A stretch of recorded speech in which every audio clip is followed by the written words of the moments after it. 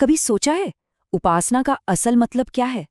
क्या ये सिर्फ कुछ रस्में निभाने तक ही सीमित है या इसका कोई और ज्यादा गहरा मतलब भी है? आज हम सच्ची उपासना के उसी सार को समझने की कोशिश करेंगे जो दया और न्याय के कामों में छिपा है। तो सवाल यही उठता है कि सच्ची उपासना आखिर है क्या? और ये सवाल पता है हमें कुछ ऐसी जबरदस्त टीचिंग्स की तरफ ले जाता है जो हमारी आम सोच को, हमारी धारणाओं को चैलेंज करती हैं। तो चलिए सबसे पहले ये देखते हैं कि उपासना को लेकर हमारी आपकी आम सोच क्या होती है। ज्यादातर तो हमारा ध्यान है ना सिर्फ बाहरी चीजों पर ही टिका रहता है। देखिए, जैसे ही हम उपासना की बात करते हैं तो हमारे दिमाग में क्या आता है? व्रत, प्रार्थना और दूसरे पूजा पाठ, है ना? और देखिए, ये सब अपनी जगह जरूरी हो सकते हैं, पर क्या बात बस यहीं खत्म हो जाती है? क्या यही पूरी पिक्चर है? सच्ची उपासना इससे कहीं ज्यादा गहरी है।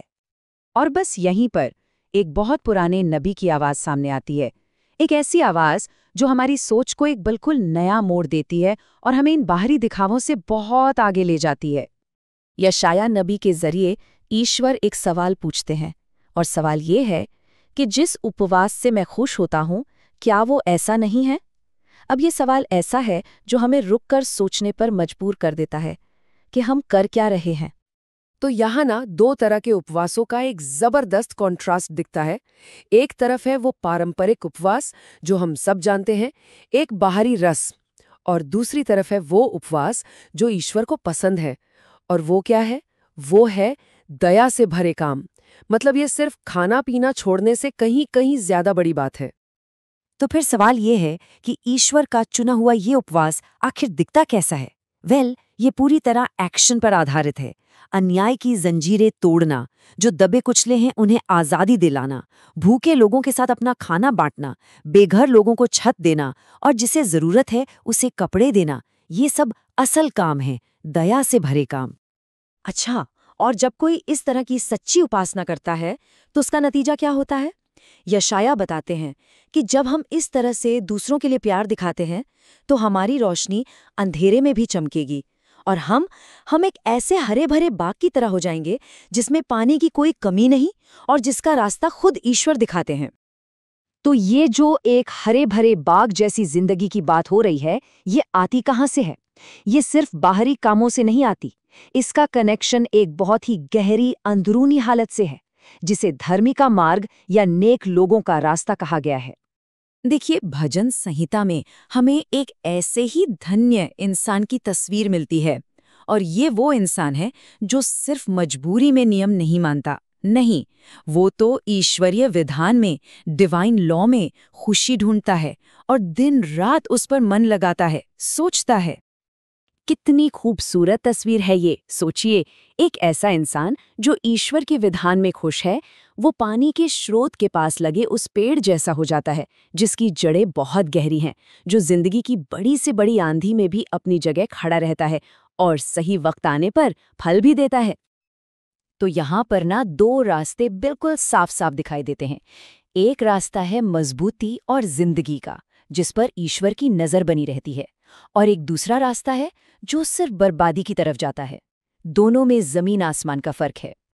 अब हम उस टीचिंग पर आते हैं जो इन सारी बातों को, यानी दया के काम और एक नेक दिल, इन दोनों को एक साथ जोड़ती है और इसे प्रेम के एक फाइनल टेस्ट की तरह हमारे सामने रखती है। यीशु आखिरी फैसले का एक बहुत ही पावरफुल उदाहरण देते हैं। वो बताते हैं कि उस दिन लोगों को ठीक वैसे ही अलग अलग किया जाएगा जैसे कोई चरवाहा अपनी भेड़ों को बकरियों से अलग करता है। लेकिन सवाल ये है कि किस बेसिस पर, आधार क्या होगा? और यहीं पर असली बात सामने आती है। राज्य में उनका वेलकम होता है जिन्होंने दया दिखाई थी। जब कोई भूखा था तो उसे खाना दिया, कोई प्यासा था तो पानी पिलाया, कोई अजनबी था तो उसे घर में जगह दी, और जो जरूरतमंद थे उनकी देखभाल की। और एक मिनट, जरा ध्यान दीजिए, ये लिस्ट तो लगभग वही है जो सदियों पहले नबी यशाया ने बताई थी। कमाल है ना? लेकिन सबसे दिलचस्प बात क्या है पता है? कि जो नेक लोग हैं वो खुद हैरान है। वो पूछते हैं, प्रभु, हमने ये सब आपके लिए कब कर दिया? उन्हें तो याद तक नहीं है कि उन्होंने ऐसा कोई महान काम किया भी है। और फिर राजा का जो जवाब आता है वो सब कुछ बदल कर रख देता है। वो कहते हैं, मैं तुम्हें सच बताता हूँ, जब भी तुमने ये मेरे इन सबसे छोटे भाई बहनों में से किसी एक के लिए भी किया तो समझो तुमने ये मेरे लिए ही किया। बस ये एक लाइन, और इस एक लाइन में ईश्वर और इंसान का पूरा रिश्ता एक नए सिरे से डिफाइन हो जाता है। तो इस कमाल के खुलासे का, इस रेवलेशन का मतलब क्या निकला? इसका सीधा सा मतलब ये है कि हमें अपने आसपास की दुनिया को, अपने आसपास के लोगों को एक बिल्कुल ही नई नज़र से देखना शुरू करना होगा। तो आखिर ये सबसे छोटे हैं कौन? ये वही हैं जो भूखे हैं, प्यासे हैं, बीमार हैं, अकेले हैं। ये वो गरीब, दुखी और वो लोग हैं जिन्हें समाज ने जैसे भुलाई दिया है। और मैसेज बिल्कुल क्लियर है। जब हम उनकी मदद करते हैं, उनकी सेवा करते हैं, तो हम असल में सीधे ईश्वर की सेवा कर रहे होते हैं। तो आखिर में ये सारी बातें हमें एक बहुत ही गहरे सवाल के साथ छोड़ जाती हैं। हम अपने समाज के सबसे कमज़ोर लोगों के साथ कैसा बर्ताव करते हैं? क्या हम उनसे नज़रें चुरा लेते हैं, या फिर हम उनमें ईश्वर का ही एक रूप देखते हैं? क्योंकि हमारा जवाब जो भी हो, वही हमारी सच्ची उपासना की परिभाषा तय करता है।